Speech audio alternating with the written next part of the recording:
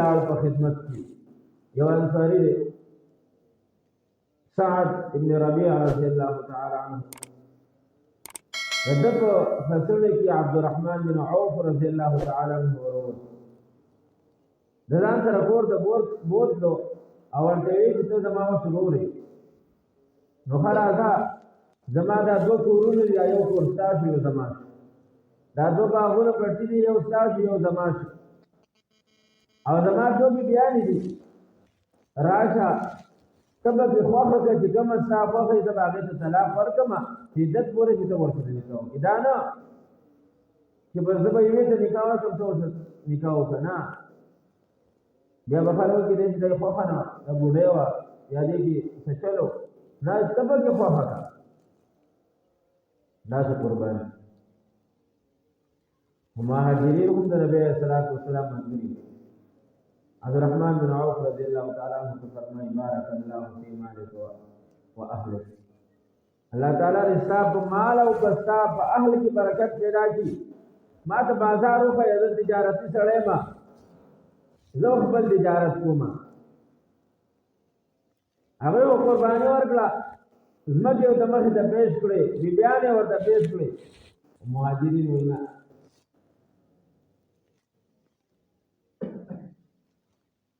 عبدالرحمن بن عوف رضی الله تعالی عنہ بازار تلاړو یو ورځ تجارت وکړو الله تعالی ول ډېر نفع ورکړه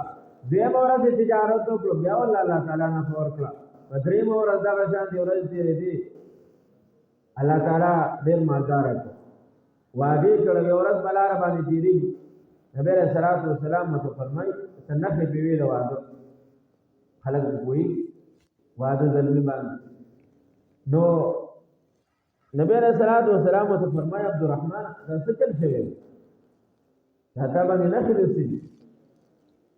حضور واده می کړل نه کار می کړل او څنګه چې 500 روپے وای خزا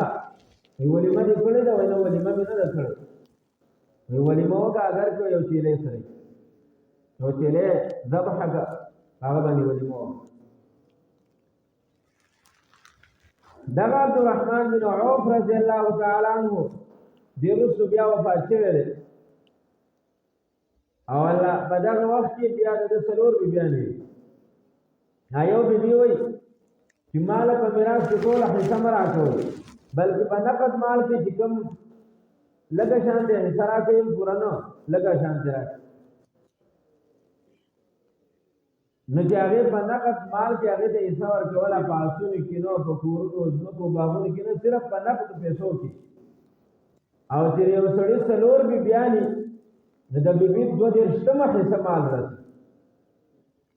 نو دا بیبي چې صرف نقد مال کې 2.5 حصہ ورته دا هغه 80,000 اشرفه د سرو زر